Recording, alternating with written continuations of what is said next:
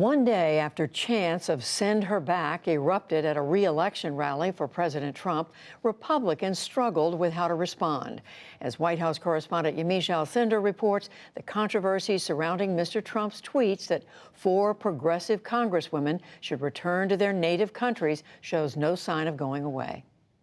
Too much emphasis is being played on certainly rallies and chants and what happens. We need to make sure that we've got the right. But they're repeating the president's language. In North Carolina, a controversial chant. And on Capitol Hill, Republicans playing defense as the fallout over President Trump's racist tweets deepens. At a rally in Greenville last night, the president again falsely accused Congresswoman Ilhan Omar of supporting terrorist groups. The Muslim Minnesota lawmaker is a naturalized American citizen who came to the U.S. as a Somali refugee. The crowd, including children, chanted, "Send her back." This morning, House Minority Leader Kevin McCarthy downplayed the president's role in the chants. He said it was a small group off to the side. What the president did not join in. The president moved on. But others offered slight pushback. The point is, they're all American citizens entitled to their voice. And when they do provocative things, they're going to be met with provocation. So this is a two-way street. I'm just ready to move on. I mean, I don't hate anybody. I think this is America. You're entitled to your opinion. I believe he is fascist. Today, Omar responded. This is what this president and his supporters have turned our country, that is supposed to be a country where we allow democratic debate and dissent to take place. And so this is not about me. This is about us fighting for what this country truly should be and what it deserves to be. I was not happy with it. At the White House, President Trump told reporters he didn't agree with the chants. He claimed that he tried to talk over them at the rally. I started speaking very quickly. It really was a loud, I disagree with it, by the way, but it was quite a chant, and I felt a little bit badly about it. But I will say this, I did, and I started speaking very quickly. But actually, Mr. Trump did pause.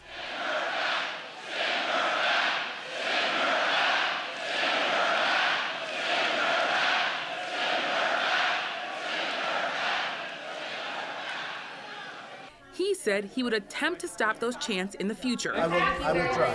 I would certainly try, yeah. Last night, the president succeeded in firing up the crowd, but many of his claims, specifically about Representative Omar, were not based in fact. The president accused Omar of praising the terrorist organization Al-Qaeda, which is not true. Mr. Trump also falsely said she, quote, hates Israel and hates Jews. Omar is openly critical of Israel and its influence in America. She has apologized for comments that she said were not intended to be anti-Semitic. Everyone knows that's nonsense. Today, Majority Leader Mitch McConnell also brushed off criticism that he is helping to advance racism in America by not speaking out more against the president's rhetoric. We ought to tone the rhetoric down across the country, throwing around words like racism, kind of routinely applying it to almost everything. Let's talk about the issues. Did you see or hear Trump's rally last night? It was despicable. Democrats, meanwhile, seized on the rally, including presidential candidate and former Vice President Joe Biden. To stand and attack those 4 women in the way he did, talking about them going back home, the racist basic taunts. There's no sign President Trump will abandon his efforts to stoke racial tensions ahead of the 2020 election. For the PBS NewsHour, I'm Yamiche Alcindor. To weigh in on the president's rhetoric and the response to it, I'm joined by the former Republican senator from Arizona, Jeff Flake. Senator Flake, thank you very much for joining us. I know you've been following what the president's been saying this week. What's your reaction? Well, it's frankly an awful thing to say. Go back to where you came from. It's just not something that we ought to countenance. And it's damaging. It's damaging, obviously, for the president and his standing, but it's nothing that any of us ought to stand for. And as you listen to some of your former colleagues, a number of them have we know, stood by the president. Others are saying that they find what he's saying unacceptable, or, in the words of Senator Tim Scott, racially offensive. How do you read what members of your own party are saying as they hear this? Well, I would like to see more pushback, obviously, on the president's language, but I've wished for that for a while. On something like this, it's much like the phrase, calling the press the enemy of the people. If it's used often enough, and unless there's enough pushback, it becomes normalized, and it puts journalists in danger, worldwide. Something like this just, it erodes our value, our standards, and our standing in the world. It just is something that nobody ought to stand for. There's no good, excuse for this kind of language. And so I wish that my Republican colleagues wouldn't even try and simply say, Mr. President, this is unbecoming of the office. You shouldn't say it, and you ought to apologize, and certainly not stand by and listen to people chant it at your rallies. Well, speaking of that, the president said today at the White House, he said that he disagreed with the chant, and he said, I spoke quickly as it was underway. But of course, we have gone back and listened to what happened last night, and there was I think 10, 11, 12 seconds of chanting before the president spoke again. Well, just roll the tape. If there was disagreement with what was being said, it wasn't voiced by the president. There was no indication. And of course, what was said was simply paraphrasing what the president had said, which he has really not disavowed. He's phrased it differently now, but he hasn't apologized for it. Obviously, he should. Why do you think more Republicans are not speaking out and calling out the president?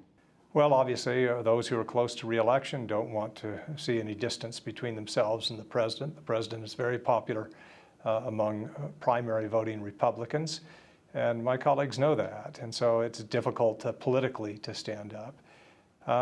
But I mean, that should be no excuse.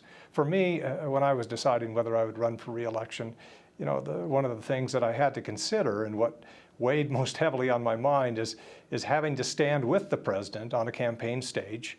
If he were to campaign with me, which he would have, I assume, if he didn't oppose me in Arizona, and I would have had to have been okay when people chanted, "Lock her up," for example. I would have had to have been okay when he ridiculed my colleagues, my Democratic colleagues in the Senate, or ridiculed minorities in my state, or my colleague John McCain. And I determined I simply couldn't do that. There are limits, and I think that the president has long tested them. And I would hope that we would stand up as Republicans and say, we cannot normalize this kind of behavior.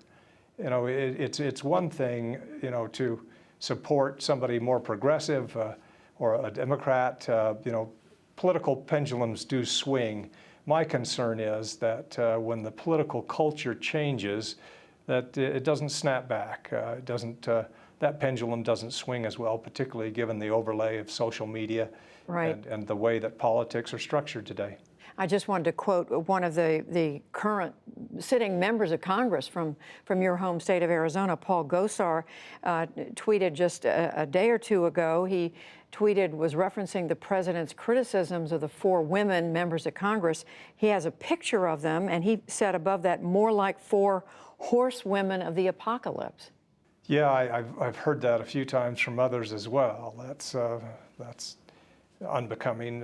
Mr. Gosar has a bit of a history of making outrageous comments like that. So I would hope that more Republicans would actually condemn what is said rather than excuse it and maybe up the ante, as we're seeing here. Do you think this is a political strategy, though, Senator, that could work for President Trump?